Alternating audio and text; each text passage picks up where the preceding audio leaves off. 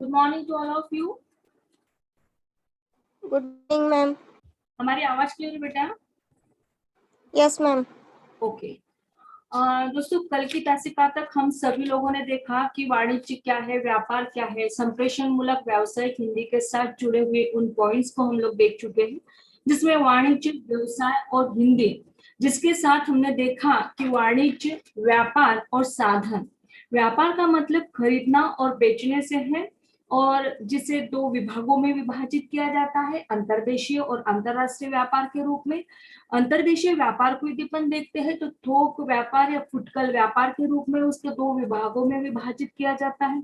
अंतरराष्ट्रीय व्यापार को यदि देखते हैं तो निर्यात और आयात, इस प्रकार से हमने देखा।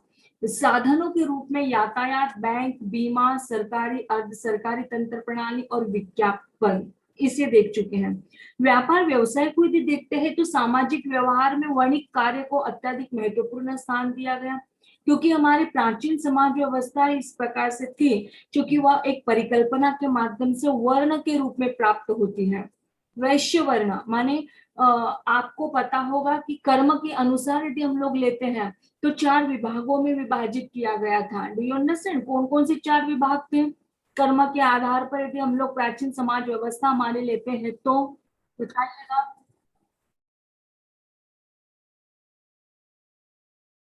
हमारी जो प्राचीन समाज व्यवस्था थी, वह सामाजिक व्यवस्था परिकल्पना के आधार पर, कर्म के आधार पर विभाजित हो चुकी थी।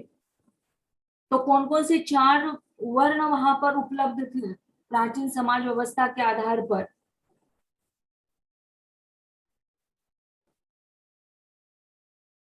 समय बहुत ही कम है बेटा हमारे पास, बताते जाइए। हर्षिता जुड़ी नहीं है क्या?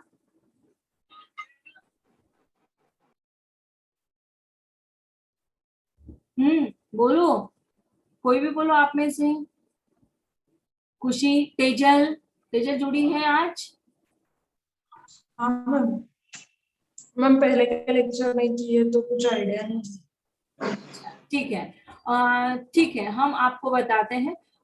दोस्तों, यदि हम हमारी प्राचीन समाज व्यवस्था को देखते हैं तो आपको भली भांति पता होगा कि हमारे प्राचीन समाज व्यवस्था क्या थी। तो जैसे क्षत्रिय धर्म को लेते हैं, वर्ण के अनुसार था, तो हमारा जो सर्वप्रथम आती है समाज व्यवस्था वो होती है हमारी ब्राह्मण, है ना। तो ब्राह्मण यानी क्या? तो जो ब्रह्म की विद्या को आत्मसात करता है उसे ब्राह्मण कहा जाता है। क्षत्र धर्म माने सबकी रक्षा, प्रजा की रक्षा का भार जिसके कंधे पर होता है उसे हम क्षत्रिय कहते हैं। ध्यान देकर गौर से सुनिएगा, क्योंकि इस पर आपको छोटे छोटे जो प्रश्न है वो पूछे जा सकते हैं। उसके पश्चात आता है वैश्य धर्म, क्योंकि वैश्य से तात्पर्य आपके वाणिज्य से जुड़ा है, आपके व्यापार से जुड़ा है। क्योंकि हम आपको बता चुके हैं कि ब्रह्म यानी ब्रह्म की विद्या को जो प्राप्त करता है उसे ब्राह्मण कहा जाता है। उसके बाद क्षात्र धर्म यानी प्रजा की जो रक्षा करता है उसे क्षात्र धर्म यानी क्षत्रिय कहा जाता है। सबको व्यापार के तौर पर देखता है उसे वैश्य धर्म के रूप में माना जाता है। वर्ण के अनुसार उसके भेदों को देखा जाता है। और उसके पश्चात आता है क्षुद्र वर्ण, यानी इन तीनों वर्ग की जो सेवा करता है उसे कहा जाता है शूद्र वर्ग। तो देखिए, वाणिज्य से तात्पर्य, व्यापार से तात्पर्य उन श्रमिक वर्ग से लिया जाता है, क्योंकि वह एक परिकल्पना हमारी प्राचीन समाज व्यवस्था के आधार पर थी। और वो जो वर्ण थे वह थे वैश्य वर्ण, और जिस वैश्य वर्ण के आधार पर हमारी यह प्राचीन संस्कृति के आधार पर हम लोग कह सकते हैं कि वाणिज्य से जुड़ी जो घटनाएं थी वो वैश्य वर्ण के आधार पर थी।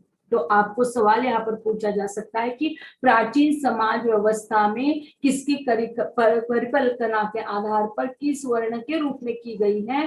तो वैश्य वर्ण यह मूल आधार माना जाता है वाणिज्य व्यवसाय के रूप में, क्योंकि वह वित्त से संबंधित था। व्यापार शब्द का मूल अर्थ हम आपको बता चुके हैं, क्रय और विक्रय होता है। क्रय विक्रय अथवा लेन देन की वस्तुओं या तथा माल तक सीमित नहीं होता है। तो हम यह बता सकते हैं कि जो सेवाएं होती है या जो धन होता है उस पर भी वह डिपेंड करता है। क्रय विक्रय की जो प्रक्रिया है माने आदान प्रदान की, विनिमय, और विनिमय के साथ साथ उसका जो मूल्य होता है मतलब उसका लाभ जो होता है, तो लाभ कमाने की जो आकांक्षा होती है, जो जिज्ञासा होती है, ये व्यापारिक संसाधनों में आती है। व्यापारिक उन्नति महान प्रेरक शक्ति के रूप में लिया जाता है।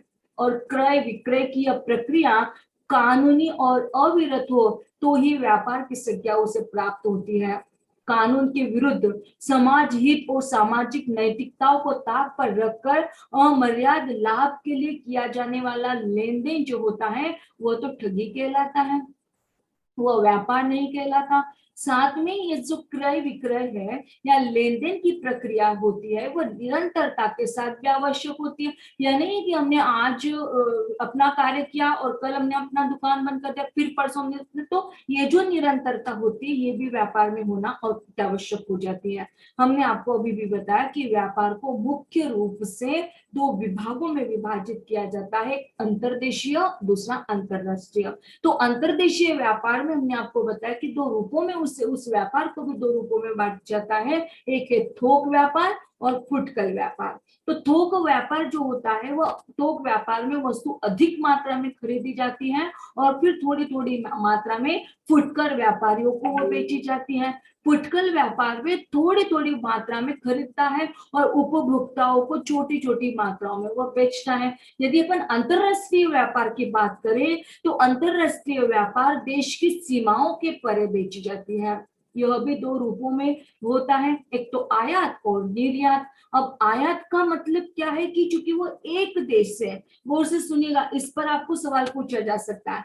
एक देश जब दूसरे देश से वस्तुओं को खरीदता है तो वो आयात व्यापार होता है, और जब एक देश दूसरे वस्तुओं को, अपनी वस्तुओं को बेच देता है तब उसे निर्यात व्यापार कहा जाता है।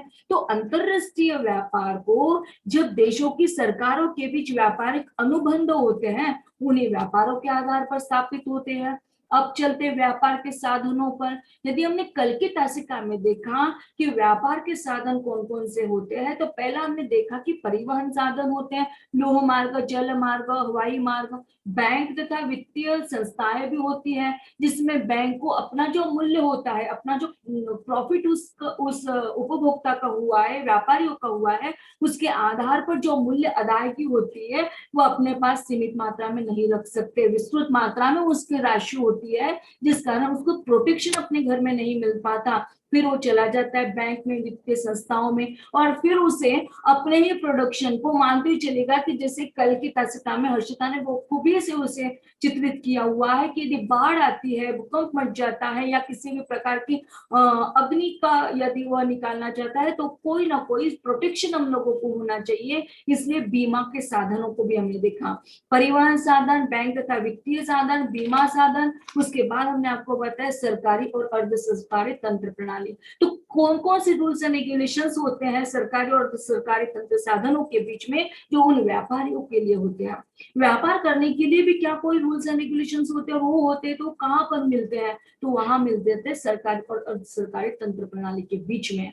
साथ ही में हमने देखा कल की तासिका में कि जनसंचार माध्यम और विज्ञापन, तो विज्ञापनों का और जनसंचार प्रणाली का और क्रय विक्रय का अर्थात वाणिज्य का, व्यापार का क्या संबंध होता है, यह भी हमने कल की तासिका तक देखा। दोस्तों यहाँ तक हमारा कल तक मतलब जहां से हमने स्टार्ट किया था पहली तासिका से लेकर अब तक आप लोगों को शायद ही समझ में आया होगा।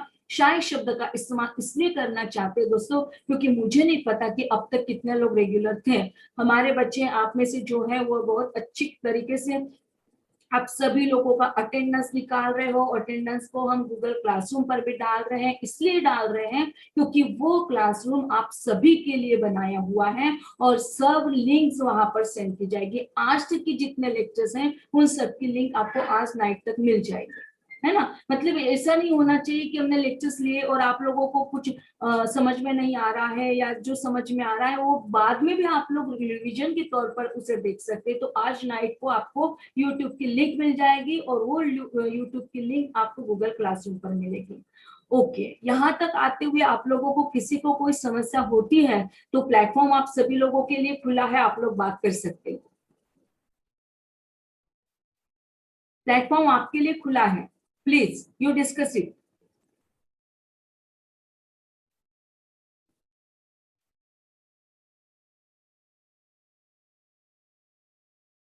हाँ, किसी को कुछ कहना नहीं है, आपकी यदि आज्ञा है कि मैम आप आगे बढ़िए तो हम लोग आगे बढ़ सकते हैं। जी मैम। आगे बढ़ना है बेटा। जी मैम। धन्यवाद बेटा गायत्री जी। ओके, अब देखिए वाणिज्य, व्यापार और भाषा प्रकार्य। तो इस भाषा प्रकार्य को या वाणिज्य व्यापार को देखने से पूर्व हम आपको थोड़ा सा एक की ओर ले जाना चाहते हैं। जैसे सिलेबस को आप सभी लोगों ने दिखाया है, आपको सिलेबस आपके पास है। श्रवण है, संक्षिप्तियों का प्रयोग, भाषा कौशल्य, श्रवण, भाषण विकास। श्रवण भी है आप लोगों को, मैंने सुन रहे हो आप, तो कौन कौन सी बातों को आपको सुनना है। भाषण, तो भाषण कैसे प्रभावी होना चाहिए, सुस्पष्ट उच्चारण, हमारा ये क्या, ये सारे पॉइंट्स को हम बहुत अच्छे से लेने वाले हैं। लेकिन उसके पूर्व आपको एक होमवर्क आप लोगों को देना है ना। जिस होमवर्क की, अब आप लोगों को स्क्रीन शेयर हो गई है ना, स्क्रीन शेयर हो गया है आप सभी लोगों को, दिखाए तो? जी मैम।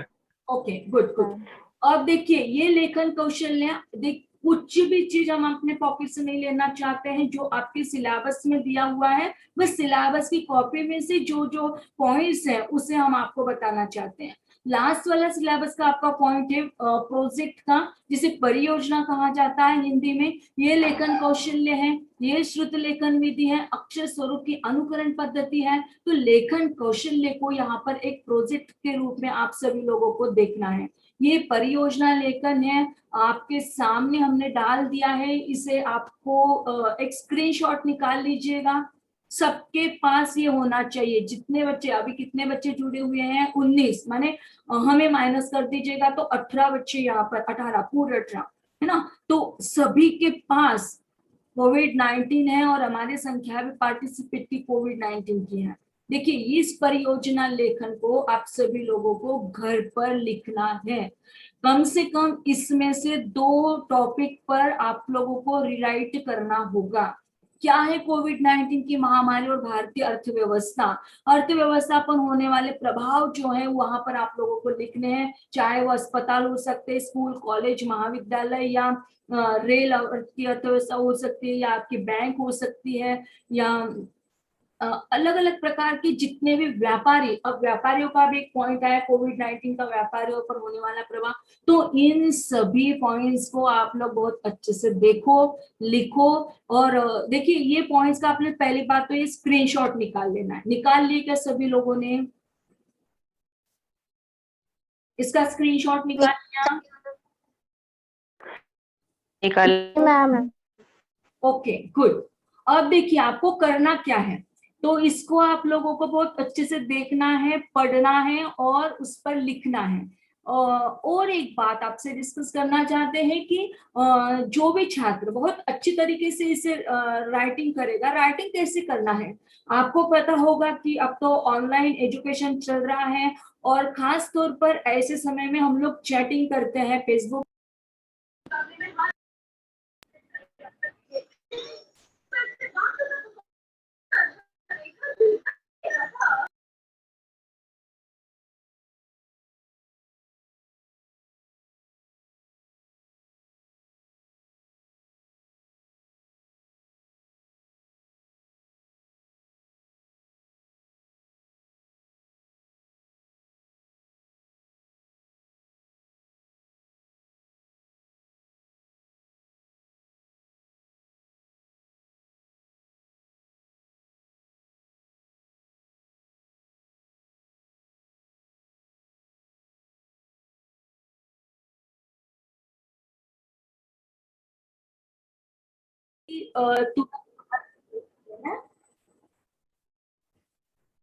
हाँ, तो हम बात कर रहे थे हमारी राइटिंग की। तो ये है आप लोगों के पॉइंट्स जो आपको बता रहे थे हम।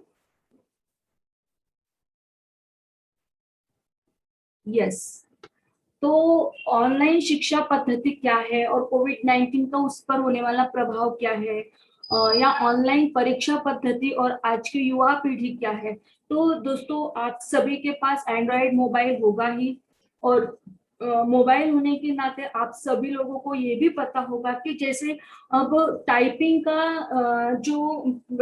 की जो प्रणाली है वह अब बदल चुकी है ना। मतलब पहले तो टाइपराइटर हुआ करता था, अब वैसा नहीं है।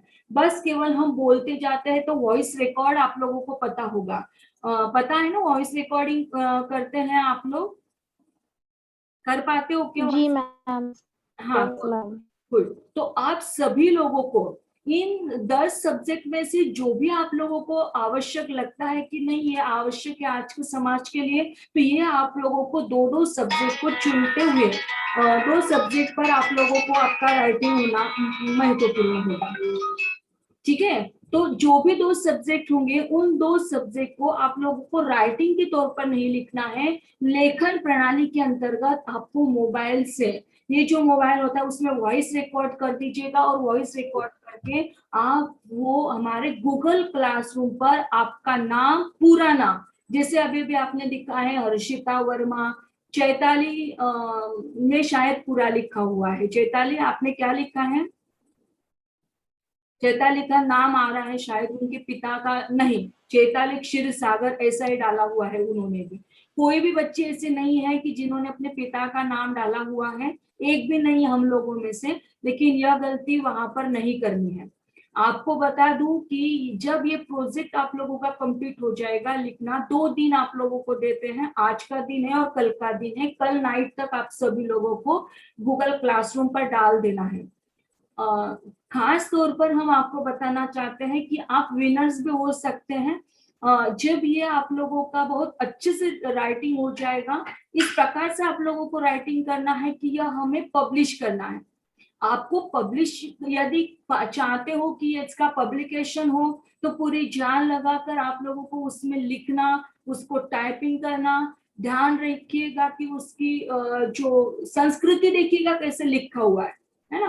तो संस्कृति लिखते हुए उसकी जो विलांटी है वो भी आप लोगों को ह्रस्व दीर्घ का भी ध्यान रखना होगा। बोलते हैं हम लोग, तो बोलते समय तो बहुत अच्छे से आ जाता है, लेकिन जैसे बोल रहे हो उस हिसाब से आप लोगों को आपका मटेरियल हमारे पास आना चाहिए।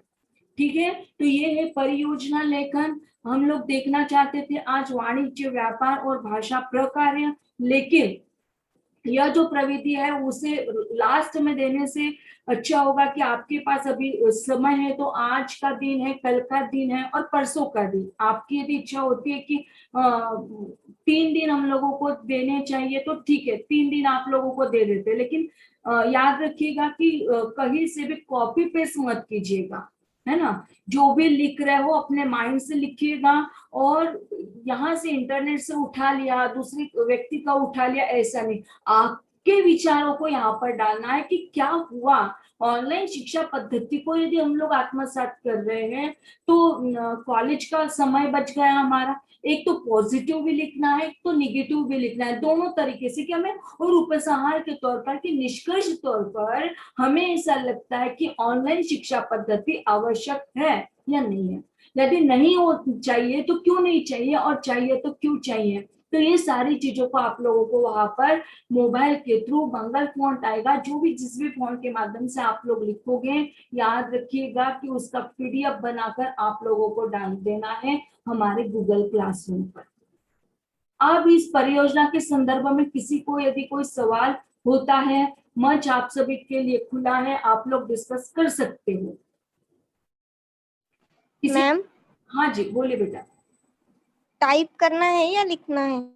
हम आपको वही बात बोल रहे हैं, आपको टाइप करना है, लिखना नहीं है बेटा, लिखना नहीं है, बस टाइप करना है आपको। और वॉइस रिकॉर्ड जब बोलते हो ना तो तुरंत टाइप ही हो जाता है, आपको पता होगा प्रविधि उसकी। हाँ यस मैम। हाँ, और मैम आपने जो नाम का बोला वो फिर से बताओ ना कि कैसे लिखना है आप खुद नाम। पूरा नाम लिखना है बेटा। जैसे हम अपने प्रियंका सना से हैं, या तेजल, तेजल के पिता का नाम क्या यहाँ पर नहीं पता चल रहा है, आधा ही आता है। आपके पिता तेजल तेजल जितेंद्र खिवसरा।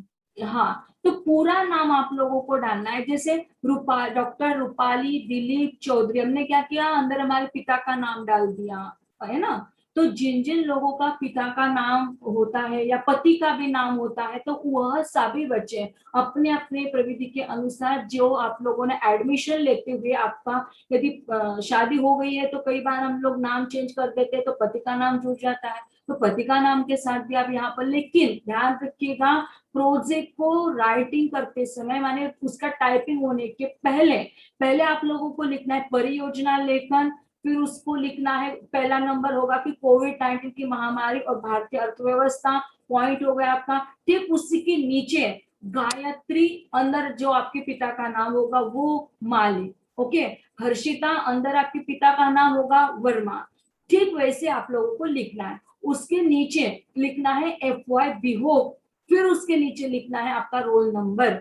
ये सारा होने के बाद आप लोगों को लिखना है फिर से एक बार आपके विषय का नाम, कोविड-19 की महामारी और भारतीय अर्थव्यवस्था, या कोविड-19 का व्यापारियों पर प्रभाव, कोविड-19 और बाजारवाद। तो जैसे आप लोग उसे लिख रहे हो उस हिसाब से आप लोगों को लिखना है, ठीक है। और कोई प्रश्न है आप लोगों के?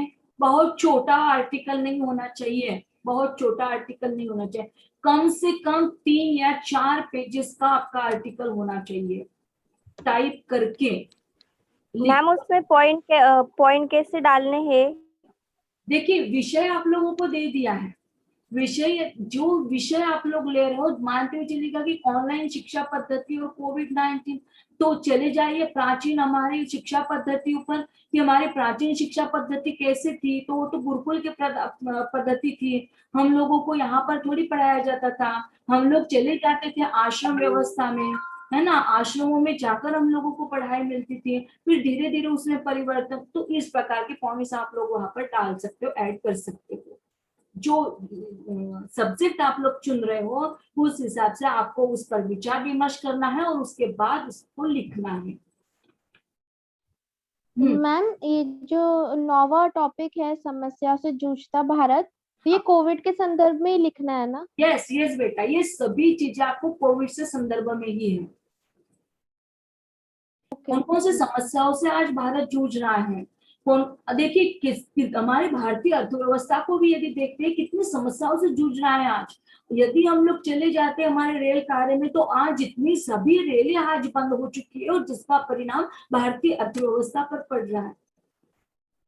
भयानक संकटों से हमारा भारत गुजर रहा है। तो इस समय देखिए, जब आप लोग कोई भी दे रहे हो ना, तो उस समस्याओं से कैसे हल होगा ये भी आप लोगों को बताना है, कि ये समस्याओं को भी बताना है, उस समस्याओं से सुलझाव कैसे हो सकता है। कि हमें ऐसा लगता है कि निष्कर्षतः भले ही हमारा भारत इन सभी समस्याओं से गुजर रहा है, तो यदि हमें ऐसा लगता है कि कहीं ना कहीं भारतीय रेल व्यवस्था को बचाना है या भारतीय अर्थव्यवस्था को बचाना है, तो इन सभी समस्याओं से क्या हमें उपादान क्या मिल सकते हैं, कैसे हम अपने भारत को बचा सकते हैं, कौन कौन सी समस्याएं हैं। यदि हम अपने भारतीय समस्याओं को ले लेते हैं या कोविड-19 का बढ़ता प्रभाव को देख रहे हैं, तो कौन कौन सी ऐसी बीमारियां हैं कि उन बीमारियों को हम घर बैठे उसे दुरुस्त कर सकते हैं।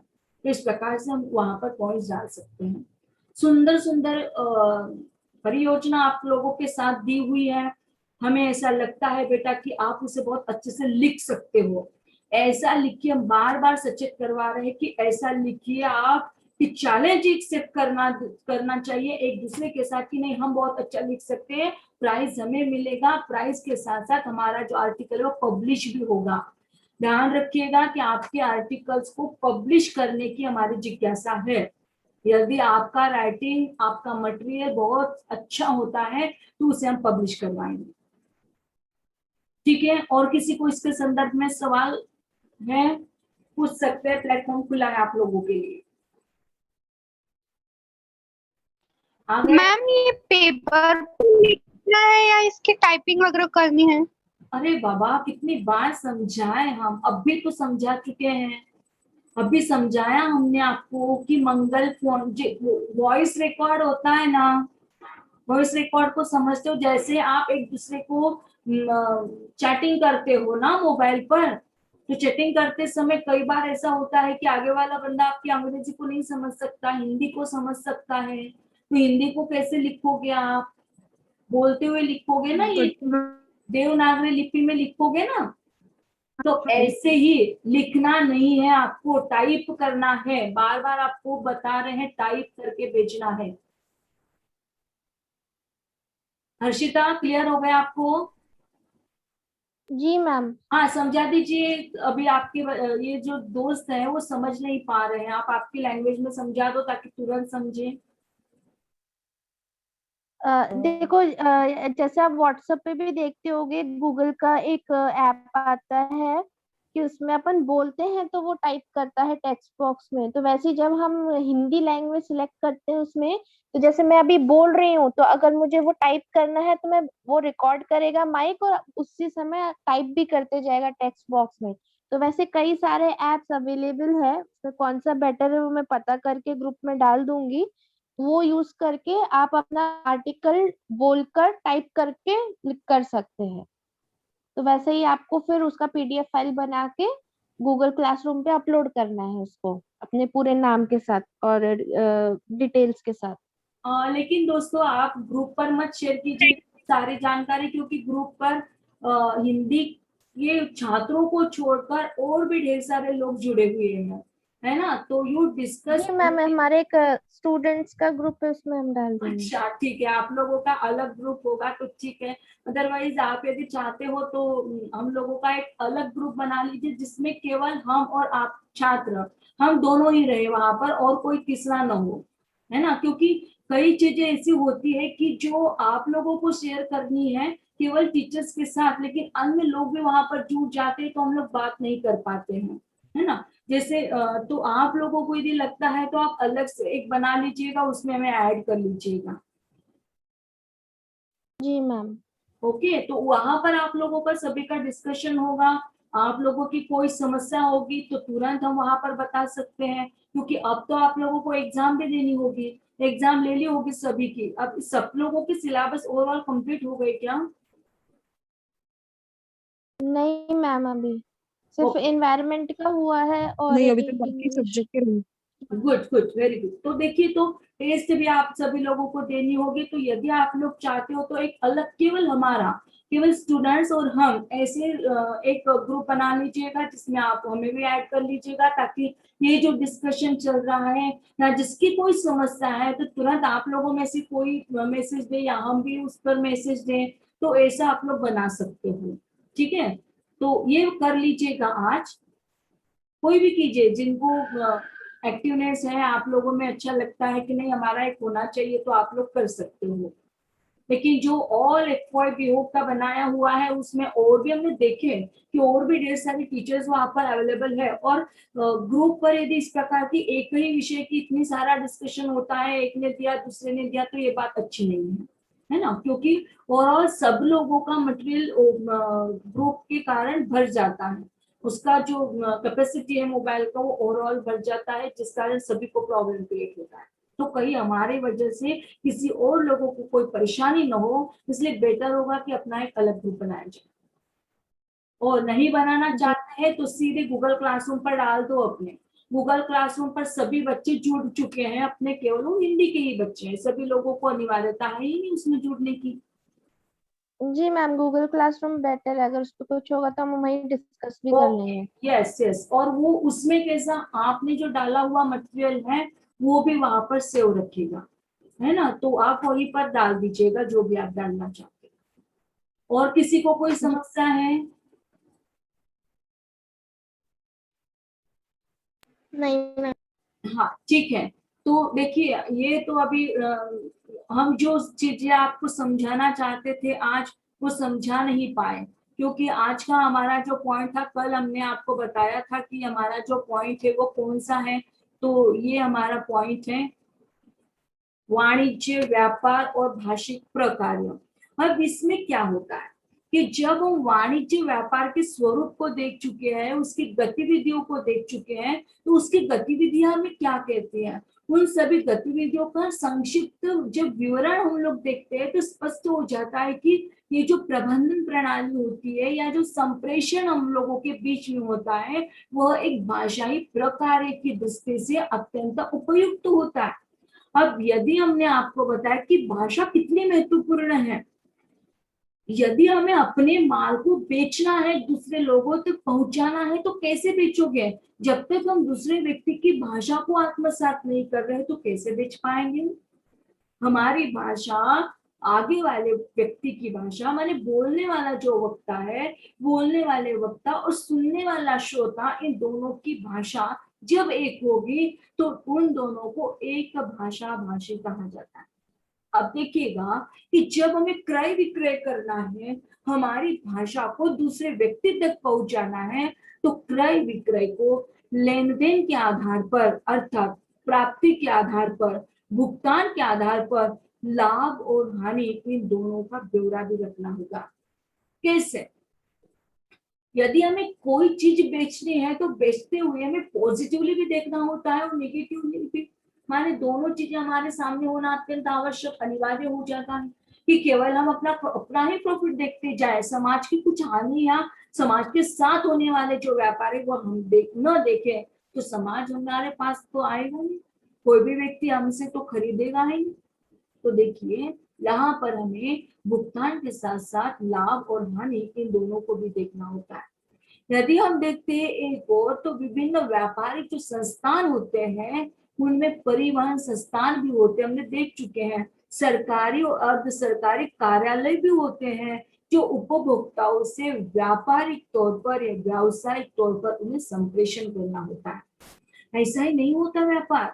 तो व्यापार करने के लिए जिस प्रकार से ग्राहक जितना महत्वपूर्ण होता है, ठीक वैसे भी अर्ध सरकारी कार्यालय या सरकारी कार्यालय, इन सभी के साथ साथ व्यापारी को अपना जो संप्रेषण है वह भी रखना पड़ता है।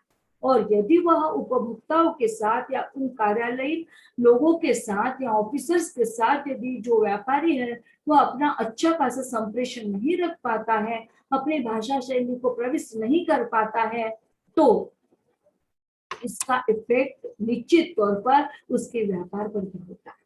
और जब वह उन सभी के साथ बहुत अच्छी तरीके से वार्तालाप कर लेता है तो पहली ओर तो हमने देखा कि उसमें प्रबंधन प्रणाली होती है, व्यापार का स्वरूप होता है, उसकी गतिविधियां होती है। ठीक दूसरी ओर हमने देखा कि व्यापारी जो होता है उन व्यापारिक संस्थानों के साथ साथ परिवहन संस्थान होते हैं, सरकारी अर्ध सरकारी तंत्र प्रणाली होती है, उसके कार्यालय होते हैं, उसके उपभोक्ताओं तक पहुंचाने के लिए हमारे पास निश्चित ही अच्छा संप्रेषण होना आवश्यक हो जाता है। ठीक तीसरी ओर व्यापारिक केंद्र का जो प्रबंधन कार्य होता है, उस प्रबंधन कार्य का माध्यम जनसंचार होता है। और जनसंचारों का माध्यम क्या होता है? तो बाजार जाना, और बाजार को जानना और बाजार को अपना परिचय भी देना। माने हम अपना जो माल है अपना मार्केटिंग कैसे कर पाएंगे। हाँ, इसमें आप लोग मार्केटिंग आ गया है बाजारवाद इसमें। तो मार्केटिंग करते समय हमें किन किन दृष्टियों से अपना व्यापार को देखना है। यहाँ पर व्यापार व्यवसाय जो है यह केवल एक ग्राहक से संबंधित नहीं होता मेरे प्यारे दोस्तों, तो वह पूरे समाज से जुड़ जाता है। और पूरा जो समाज, देखिए जहां पर मनुष्य है वहीं पर समाज है, और जहां मनुष्य और समाज है वहां पर लेन देन क्रय विक्रय की बातें चलती है, जहां पर क्रय विक्रय की बातें चलती वहां पर बाजारवाद आता है। और इसी बाजारवाद को लेकर फिर यहाँ तक यदि आप लोगों को समझ में आ गया हो तो हम नेक्स्ट स्लाइड को आपके साथ रखें। ये है अगला पॉइंट कि हमारी जो प्राचीन विधि थी वो कैसी थी। यदि हम अपना वाणिज्य और व्यापार देखते हैं, व्यापार का आर्थिक व्यवसाय देखते हैं, तो जो हमारा लेखा जोखा हमारे प्राचीन विधि के रूप में होता था, तो वह प्राचीन विधि हमारी कौन सी थी। मतलब अब जैसे हम अपने प्राचीन विधि को लेते हैं तो आज हमारे पास आ गई है अकाउंटेंसी, लेकिन अकाउंटेंसी का ही प्राचीन व्यवस्था को यदि देखती तो